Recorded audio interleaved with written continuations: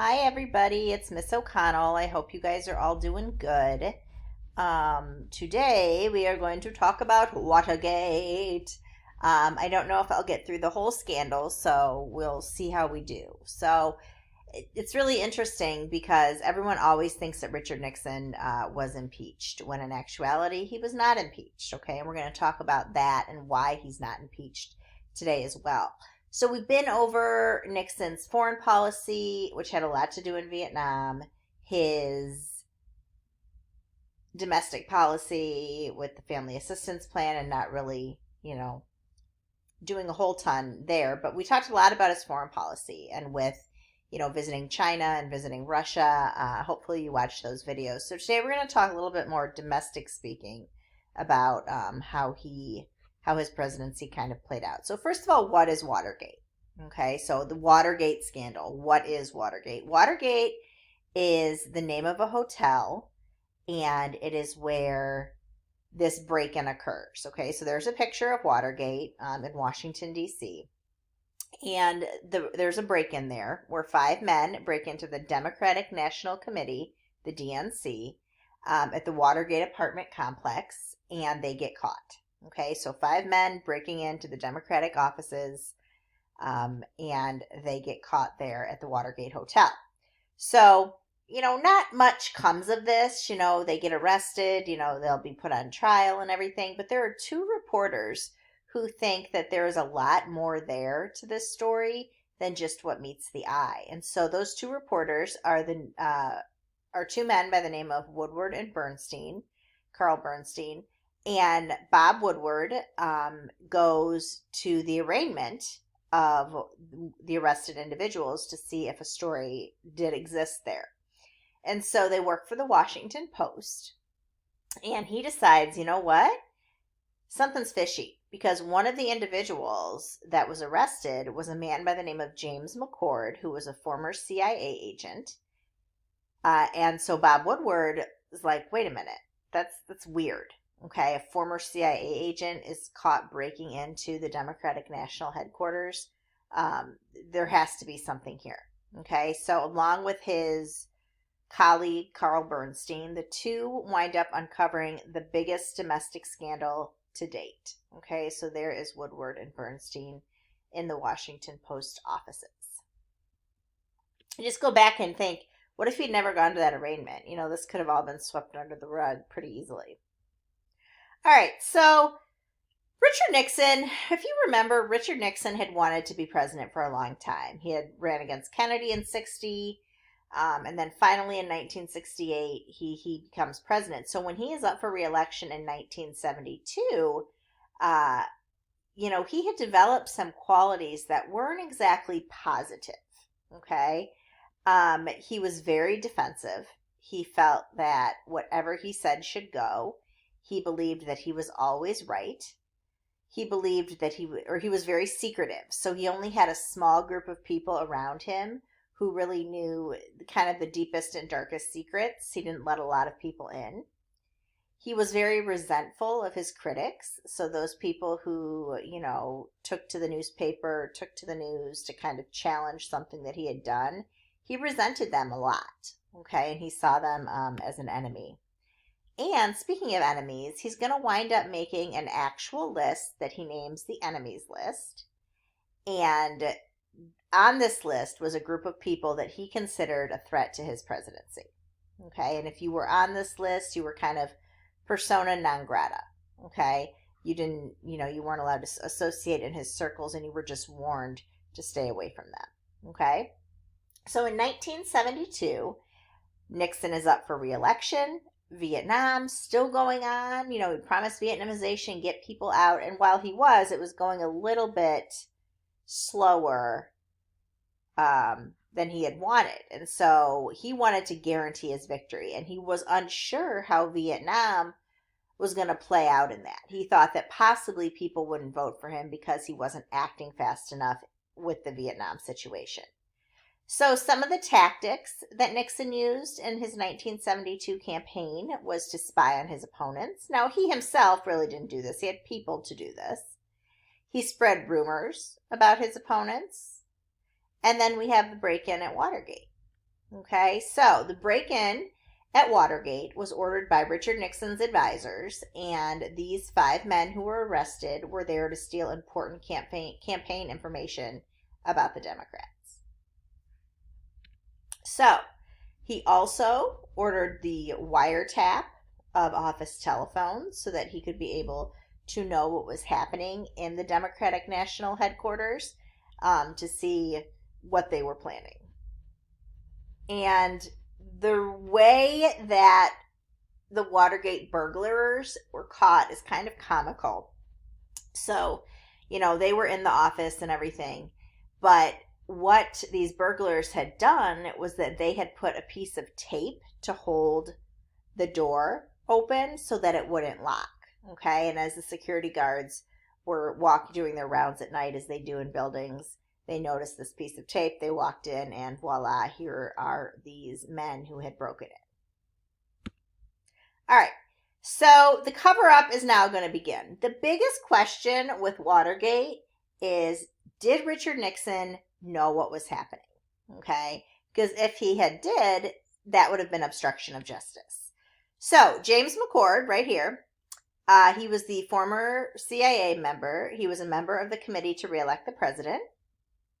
And he said that Nixon didn't order the break-in.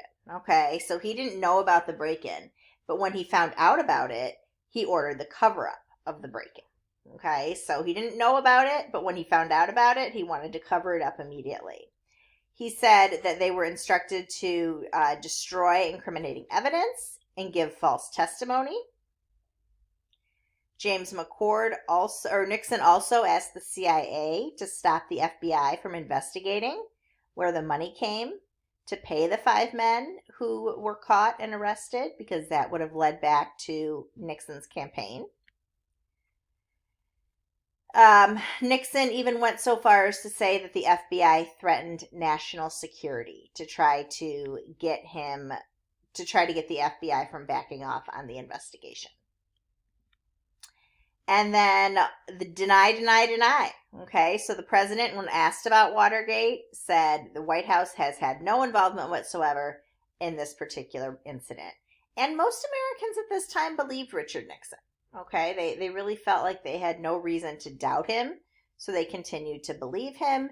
In 1972, he wins re-election by one of the largest margins in history, which leads you to believe that none of this breaking in was necessary, because he would have won re-election fairly easily.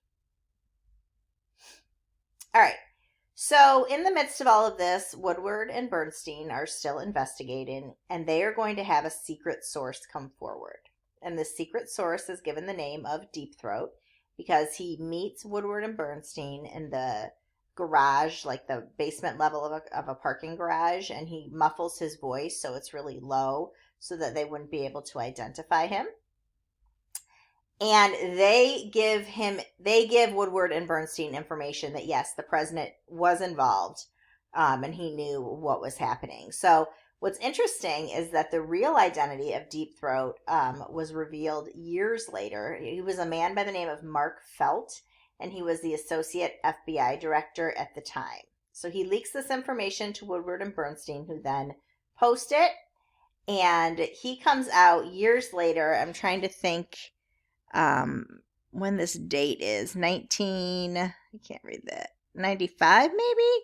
And he finally comes out and says, I'm the guy that they called Deep Throat. I was the secret source for Woodward and Bernstein.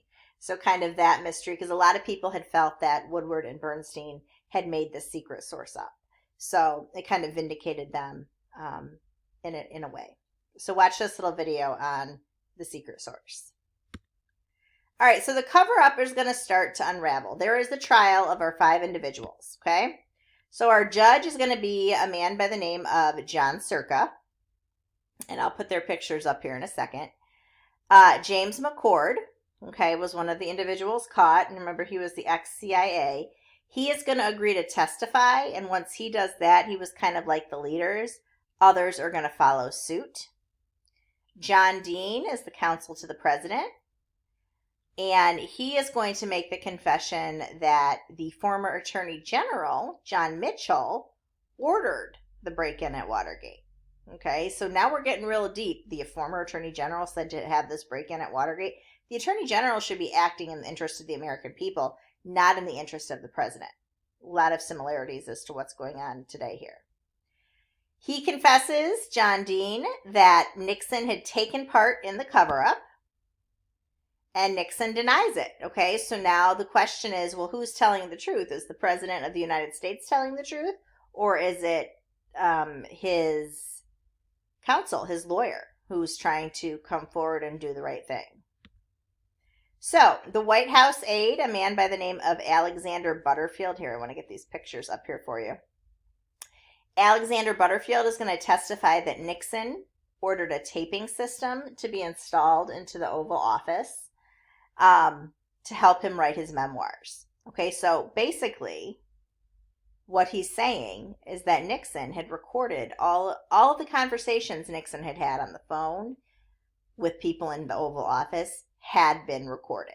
Okay, so basically, if the police are able to get those tapes, they're going to be able to determine whether Nixon was involved in any part of Watergate, whether it was organizing it or whether it was covering it up. Okay, so Nixon, now he's like, oh crap. He decides, no, I'm not, these tapes are not, they shouldn't be privy to anyone else. It's executive privilege, meaning that I'm the president. I have certain rights that no one else gets, and I don't have to give you those tapes. So he refuses to hand over the tapes. So the Saturday Night Massacre involves Special Prosecutor Archibald Cox, and he is going to take Nixon to court to make him give up the tapes. Now, if you think about it, if you knew someone was coming for those tapes, don't you think you would maybe destroy them? I don't know. That would just make sense to me. But Nixon really felt like he was untouchable. He felt like he had all of the power and that no one was going to be able to challenge him. So he takes Nixon to court, and Archibald Cox is the big picture with the glasses there, to make him give up the tapes. Nixon orders his Attorney General, Elliot Richardson, to fire Cox. Because, well, their special prosecutor will just have the Attorney General fire him. Well, Elliot Richardson is like, I can't do that. Then I'm doing a personal favor for you, so that is not allowed. So he refuses and he resigns. William Ruckelshaus becomes the new Attorney General. Spiro Agnew, who was Nixon's vice president, his picture is right at the bottom there. He has the blue suit on. He resigns at this time as vice president because he was found to be taking bribes while he was governor of Maryland. So now we have no vice president, and Nixon is in all of this trouble. So what winds up happening, let me see what this next slide is. Eventually, what's going to happen is that Gerald Ford will become the vice president, and there is a picture of him. Okay? So that's kind of where we're at right now with the vice president resigning, the attorney general resigning because he wouldn't fire the special prosecutor. The next lecture, we'll talk about the fallout of Watergate and what ultimately happens to Nixon. Okay, so I just kind of wanted to give you a briefing on what Watergate is. So Watergate's a hotel. It's where a break-in happened that leads to a lot of controversy with Richard Nixon. Okay, so as always, if you have questions, please do not hesitate to call me, text me, email me. I'm here for you. I hope you're all doing well. It's kind of a dreary day outside, but yeah, I will probably talk to you tomorrow or Saturday for sure. Talk to you later. Bye.